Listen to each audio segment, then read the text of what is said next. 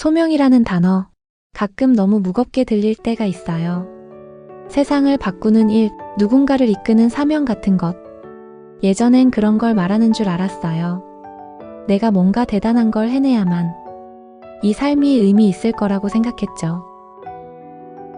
도바니.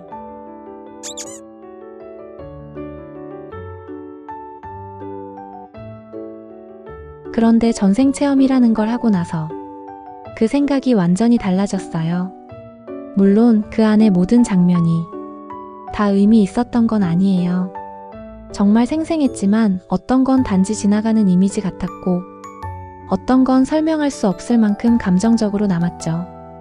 특히 놀랍게도 몇몇 장면에서는 지금의 나를 조금 더 이해하게 되었어요.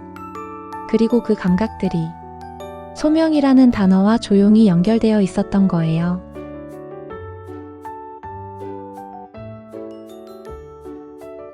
한 전생에서는 조선시대의 한 집 살림을 도맡던 여인이었어요.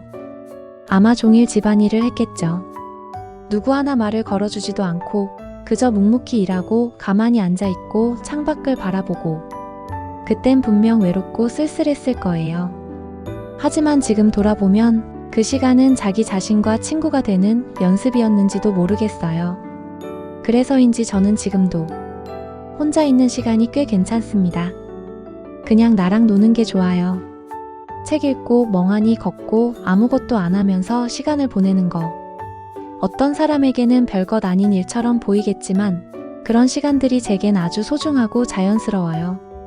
그 삶을 통해 저는 혼자 있는 능력도 하나의 소명일 수 있다는 걸 깨달았습니다. 늘 외롭고 고립된 시간에도 자기 자신과 친구가 될 수 있다면 그건 그 자체로 깊은 의미가 아닐까요? 첫 번째 실마리, 고독과 친해지는 힘.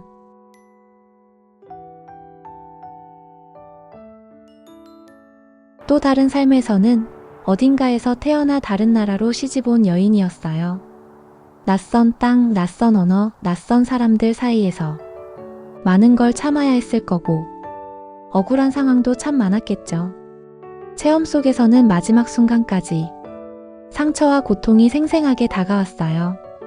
그럼에도 불구하고 놀랍게도 그 고통스러운 삶에서 제가 가장 깊이 기억하는 건 고통이 아니라 끝까지 잃지 않으려 했던 어떤 마음의 태도였어요.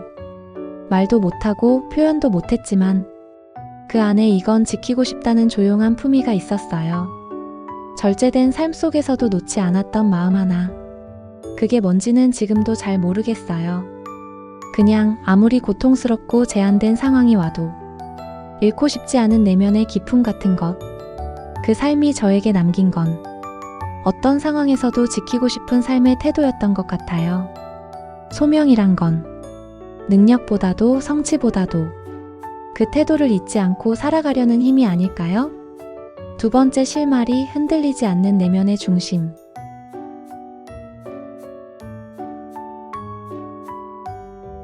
또 어떤 삶에서는 정말 하고 싶은 거 다 하면서 살았던 기억이 떠올라요. 사람들과 웃고 나누고 어울리고 어쩌면 종교적인 활동도 있었을 거예요. 그런데 그게 뭔가 거창하거나 고의적인 건 아니었어요. 그냥 내가 좋아서 하고 싶어서 했던 일들. 그 흔적들이 누군가에겐 빛이 되고 위로가 되었던 것 같아요. 그 삶에서는 나와 타인의 경계가 거의 없었던 느낌이었어요. 무언가를 해주려고 한 게 아닌데 그냥 내 기쁨이 자연스럽게 전해졌던 시간. 지금 돌아보면 하고 싶은 걸 마음 가는 대로 다 해버리는 삶도 누군가에게는 좋은 영향이 될 수 있었구나 싶어요. 소명이란 건 꼭 계획하거나 의도를 가져야 생기는 게 아니라 내가 진심으로 살아낸 삶이 어느새 다른 이에게 선물이 되는 일일지도 모르겠어요. 세 번째 실마리, 자연스러운 나눔의 에너지.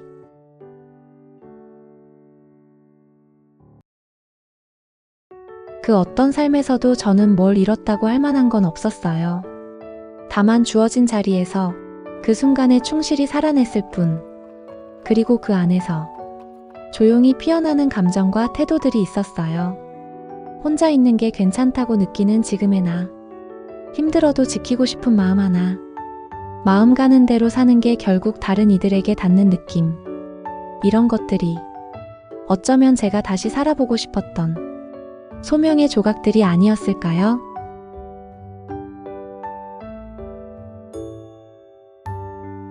소명은 거창하지 않았어요.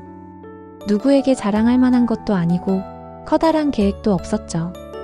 그저 혼자 있어도 편안한 감각, 작은 품위 하나를 지키는 마음, 마음 가는 대로 살아내는 리듬. 이런 것들이 조용히 저를 이끌고 있었어요. 그리고 어쩌면 저는 그걸 다시 배우기 위해 이 삶을 선택했는지도 모르겠습니다.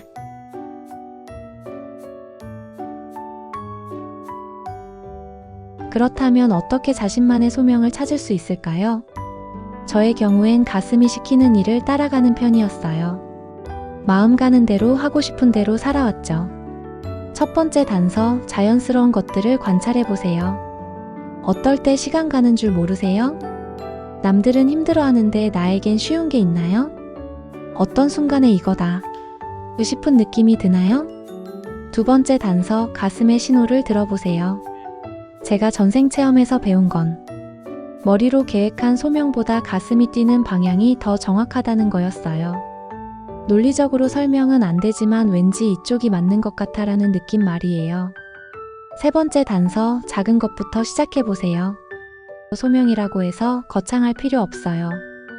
혼자 있는 시간을 소중히 여기는 것, 어려운 상황에서도 품위를 지키는 것, 좋아하는 일을 자연스럽게 나누는 것, 이런 작은 것들이 모여서 당신만의 독특한 소명이 됩니다. 여러분의 삶엔 어떤 익숙한 감각이 있으신가요? 힘들이지 않아도 자연스러운 일들, 설명하지 않아도 편안한 방향들, 그런 것들이야말로 당신만의 소명, 당신이 이 세상에 가져온 고유한 선물일 거예요. 오늘도 함께 해주셔서 감사합니다.